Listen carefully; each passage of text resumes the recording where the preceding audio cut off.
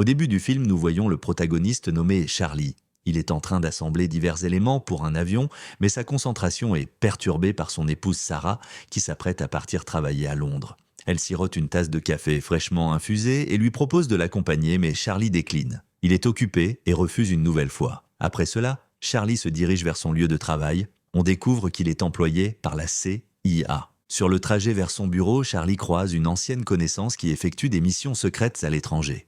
Lorsque Charlie pénètre dans son bureau, il reçoit un message sur son ordinateur provenant d'une personne nommée Inivian. C'est un informateur dont Charlie ignore tout, mais qui lui transmet des renseignements confidentiels. Charlie tente de deviner l'identité d'Inivian, imaginant un Russe quinquagénaire résidant à Istanbul, amateur de forums Reddit et de café turc. Néanmoins, le dossier transmis par Inivian pourrait véritablement bouleverser l'équilibre mondial. Charlie s'efforce de deviner qui pourrait être Inivian.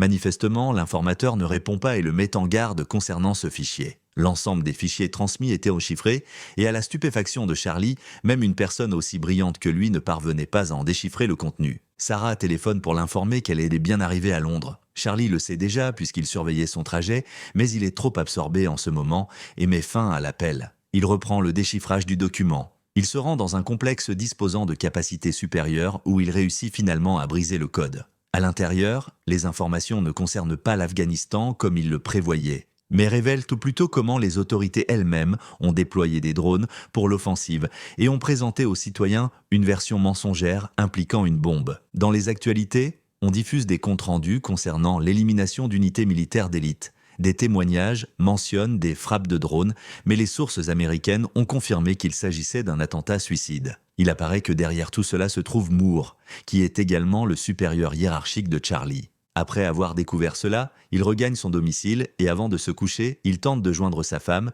mais elle ne décroche pas. Il lui transmet un message à la place. Le jour suivant, lorsqu'il retourne au travail, il aperçoit Moore qui l'attend dans son bureau. O'Brien lui demande de le suivre jusqu'au bureau du directeur où ils annoncent à Charlie qu'une attaque terroriste s'est produite à Londres.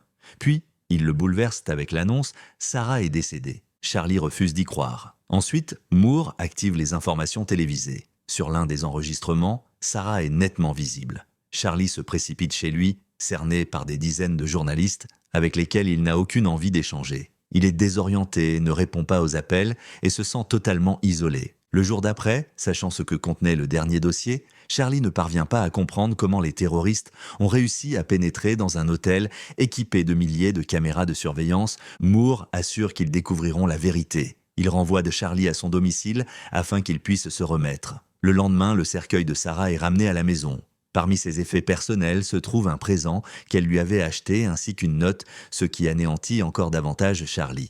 Le jour qui suit, il ne peut demeurer chez lui et se rend au travail, bien qu'on lui ait indiqué que ce n'était pas obligatoire. Il entame l'analyse de l'intégralité des enregistrements de vidéosurveillance londoniens et reconstitue l'opération complète des terroristes. Il élabore une présentation exhaustive pour ses supérieurs, expliquant que tout a débuté avec un véhicule dérobé, qu'ils ont utilisé pour franchir une entrée de service, éliminant méticuleusement toutes les traces ADN durant le parcours. Selon toute vraisemblance, ils avaient une réunion professionnelle avec une entreprise indonésienne. Mais les événements ont mal tourné et ils ont ouvert le feu. Pour se protéger des forces de l'ordre, les tireurs ont pris des otages. En analysant leurs ordres vocaux, Charlie a examiné leurs voix et déterminé leurs identités. L'un était surnommé Russian Bear, un autre était un militaire des forces spéciales nommé Lawrence, un mercenaire nommé Horst et un officier nommé Gretchen.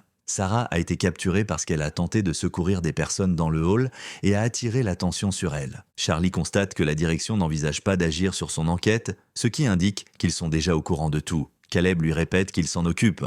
Il l'envoie consulter un psychologue pour évaluer son état mental et son aptitude professionnelle. Étant donné que Charlie a personnellement conçu les systèmes de sécurité de l'édifice, il sait comment faire entrer clandestinement une puce sur laquelle il transfère toutes les données classifiées. Ensuite, il expose davantage les erreurs de Moore, celles qui provoquent des pertes civiles. S'il refuse de l'aider, ces informations seront transmises à tous les grands médias ainsi qu'au directeur de la CIA. Et s'il tente de l'éliminer, les données seront envoyées automatiquement dans 5 heures. Charlie désire personnellement se venger des assassins. Ils doivent donc le former en tant qu'agent, fournir de faux papiers, des armes et des renseignements sur l'emplacement de ces individus. Après le départ de Charlie, Moore affirme qu'il bluffe, mais Caleb refuse de prendre ce risque et consent à débuter sa formation. Entre-temps, ils doivent localiser l'endroit où Charlie dissimule les données. Une fois qu'ils les auront trouvées, Charlie sera accidentellement éliminé durant l'entraînement. Le jour suivant, Charlie se présente au camp d'entraînement où son instructeur, Henderson, l'attend. Les agents savent qu'il possède un quotient intellectuel très élevé et qu'il est capable de tout. Ils analysent comment Charlie aurait pu introduire clandestinement des objets interdits dans le complexe, mais ne parviennent pas à comprendre. Néanmoins, ils ont découvert qu'à chaque fois que Charlie entrait dans un bar, il utilisait le jukebox et à l'intérieur se trouvait un disque, non pas contenant de la musique, mais une sorte de bruit. Durant les premières sessions d'entraînement, Charlie peine même à tirer. Il ne peut atteindre une cible qu'à très courte distance. Pendant ce temps, sa résidence est fouillée à la recherche de toute trace de données, sans succès. Ils se rendent au bar où Charlie a caché le disque de données et le découvrent à l'intérieur du jukebox. À la stupéfaction de Henderson, Charlie manipule divers types de bombes de façon très professionnelle. Henderson est émerveillé par sa compétence. Charlie reçoit également un nouveau passeport et afin qu'il n'oublie pas son nouveau nom et prénom, Henderson le teste d'une manière assez brutale. Plus tard dans la soirée, Henderson rend visite à Charlie. Il comprend que Charlie n'est pas conçu pour tuer, mais il ne voit pas d'autre moyen pour lui de venger son épouse. Henderson lui remet une arme et lui ordonne de la pointer vers lui. Charlie est terrifié et abaisse l'arme. Lorsque le moment viendra, il promet qu'il appuiera sur la détente. Henderson répond que lorsque le moment viendra, il ne se souviendra même pas de quelle extrémité de l'arme sort la balle. Les agents analysent le disque et concluent que Charlie bluffe et qu'il doit être éliminé, mais Charlie les a écoutés durant tout ce temps. Moore contacte Henderson durant la nuit et lui ordonne de capturer Charlie, mais lorsqu'il arrive, Charlie a déjà disparu. Moore réalise que le fichier contenait un dispositif d'écoute et déclare que c'est de la trahison. Charlie atteint Londres et dès que son passeport est saisi dans la base de données, Henderson est envoyé pour le capturer. Charlie voyage jusqu'à Paris et localise rapidement l'un des tireurs, Gretchen. Il la suit jusqu'à son domicile et lorsqu'un des résidents quitte l'immeuble, il se glisse à l'intérieur. Charlie ne sait pas comment forcer les serrures, mais apprend grâce à un tutoriel YouTube sur la chaîne Ciné Recap Digest. À l'intérieur de l'appartement de Gretchen, il y a un planning détaillé de sa vie ainsi que ses armes qu'il saisit. Charlie comprend que Gretchen va bientôt rentrer chez elle, alors il monte à l'étage supérieur. Il a même l'opportunité d'appuyer sur la détente, mais ne parvient pas à se résoudre à le faire et s'enfuit simplement vers un hôtel. Les souvenirs déferlent, mais après s'être apaisé, il examine une photographie. Gretchen se rend fréquemment au même hôpital où elle reçoit un traitement contre les allergies. Alors Charlie conçoit un nouveau plan. Il achète des fleurs et patiente jusqu'à ce que Gretchen arrive à l'hôpital pour sa procédure. Durant la procédure, le moniteur du médecin s'éteint subitement et il part chercher de l'assistance. Charlie saisit l'opportunité et pénètre dans la pièce. Il verrouilla la chambre où se trouve Gretchen et libère du pollen de fleurs dans le système de ventilation. Elle commence à s'asphyxier. Charlie promet de l'assister si elle lui révèle où se cache Horst, l'homme qui a assassiné Sarah. Gretchen peut à peine s'exprimer, alors Charlie ouvre la porte. Un affrontement éclate entre eux. Charlie finit par perdre face à Gretchen qui tente de s'échapper, mais est percutée par un véhicule. Il s'empare de son téléphone et prend la fuite. Il est terrifié. C'est la première fois qu'il élimine quelqu'un, même si ce n'est pas directement. Le jour suivant, il atteint Marseille. Pendant ce temps, la CIA reçoit l'information que Gretchen a été éliminée. O'Brien demande à Moore qui aurait pu accomplir cela, et Moore répond « quelqu'un des nôtres ». Charlie n'a jamais éliminé personne auparavant, alors il réprime ses émotions. Il change de vêtements et se dirige vers la gare ferroviaire pour acheter un billet pour Marseille. À son arrivée, il déambule dans la rue et repère une discothèque. Après avoir consommé un verre, il est frappé par des réminiscences de l'élimination. Parmi la foule de danseurs, il aperçoit Henderson et s'enfuit instantanément. Henderson le poursuit de près et Charlie s'enferme dans les toilettes, mais il n'y a pas de fenêtre pour s'évader. Alors, il décide d'approcher Henderson, qui lui propose une bière et explique qu'il l'a localisé grâce au téléphone de Gretchen. Charlie présente son téléphone qui affiche 3 secondes restantes. Puis, une petite explosion se produit. Sous le vacarme, Charlie parvient à s'échapper. Le matin, Charlie écrit au même informateur avec qui il communiquait précédemment, celui qui a divulgué des documents secrets concernant Moore. L'informateur répond qu'il l'aidera à s'échapper vers la Turquie. Il fixe un lieu de rendez-vous et après un certain temps, une femme approche Charlie à cet endroit, se présentant comme Ignon. Durant le trajet, elle lui raconte que son époux travaillait pour le KGB, mais la CIA l'a recruté et l'a ensuite éliminé sous couvert d'accident. Après cela, elle a pris sa place et a décidé de maintenir le contact avec la CIA au cas où elle aurait besoin d'aide un jour. Ils arrivent à sa maison de campagne où elle présente à Charlie tous les individus impliqués dans l'assassinat de sa femme. Le chef du gang, Lawrence, fait du trafic d'armes et elle suggère d'organiser une rencontre avec lui sous prétexte d'une transaction d'armes, puisqu'il n'y a pas d'autre moyen de l'attirer. Le second, nommé Mikao, adore voyager. Le luxe est volé en classe affaires, quelque chose qu'il publie activement sur les réseaux sociaux. Sur l'une de ses photos, il y a la silhouette d'une femme nommée Alexandra. Il localise d'où son compte dans une robe. À ce moment, Moore propose de traquer les 3 assassins car il est convaincu que Charlie finira par les atteindre. Dans un café, O'Brien demande à Moore de cesser d'opérer dans son dos. Moore aurait dû prendre sa retraite depuis longtemps, mais pour une raison quelconque, il est resté. Il est derrière toutes les opérations grises de la CIA. Il répond que son prédécesseur a dit la même chose, cela ressemble à une menace. Pendant ce temps, le duo localise Macaulay qui séjourne à l'hôtel de Madrid. Charlie réalise que la CIA le traque déjà, mais il y va quand même. Moore contacte Henderson et lui ordonne d'éliminer Charlie. Macaulay aime réserver la piscine pour lui-même et y nager toute la soirée. Naturellement, Charlie, en tant qu'agent approprié de la CIA, désire l'éliminer discrètement, alors il installe une bombe à la piscine. Ensuite, il remarque Henderson et ses assistants. Ils sont venus pour lui. Claven étudie les hommes et réalise que ce sont des agents de la CIA. Elle dit à Charlie de fuir, mais il insiste pour rester. Lorsque Macaulay entre dans la piscine, Charlie apparaît et exige de savoir où se cache Horst.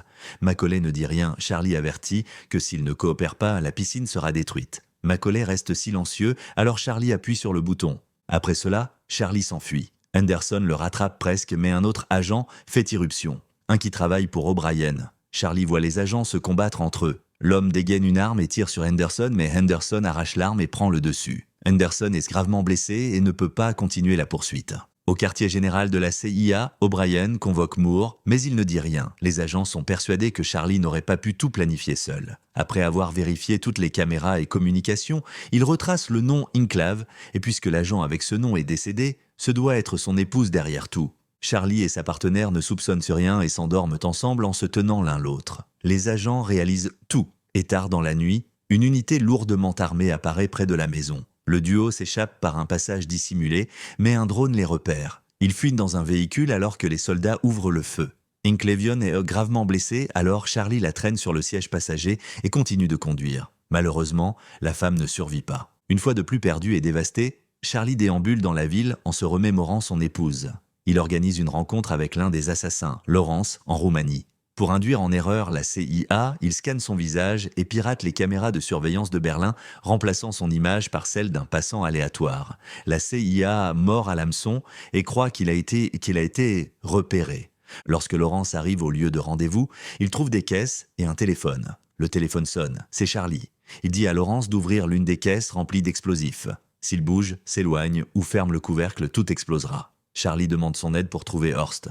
Lawrence dit que Horst opère sur le territoire russe et obtient ses marchandises par un port baltique. Tous les noms nécessaires sont dans son téléphone. Après avoir obtenu l'information, Charlie saisit le téléphone et s'éloigne alors qu'une explosion éclate derrière lui. La CIA réalise qu'elle a été dupée. Le jour suivant, Charlie arrive à un port en Russie, il attend Horst. Charlie envoie le code à Lawrence et voit un homme sortir son téléphone. Il prend plusieurs clichés et identifie le nom d'un yacht et son itinéraire de voyage. Lorsqu'il retourne dans un café, il tombe sur une vieille connaissance qui lui offre du café. Charlie réalise rapidement que l'homme est venu pour l'éliminer, mais à la place, l'homme lui offre une chance de se rendre et de revenir. Lorsque Charlie refuse, il dit de faire attention maintenant. Ce soir-là, Charlie localise le yacht transportant des armes et prépare son prochain mouvement. Mais juste au moment où il est prêt à frapper, quelqu'un l'assomme. Il laisse tomber le cadeau de sa femme. Il est emmené à bord d'un navire vers Horst. Horst est certain que Charlie est l'un de ceux qui ne peuvent pas tuer en regardant un homme dans les yeux. Alors, il lui tend une arme.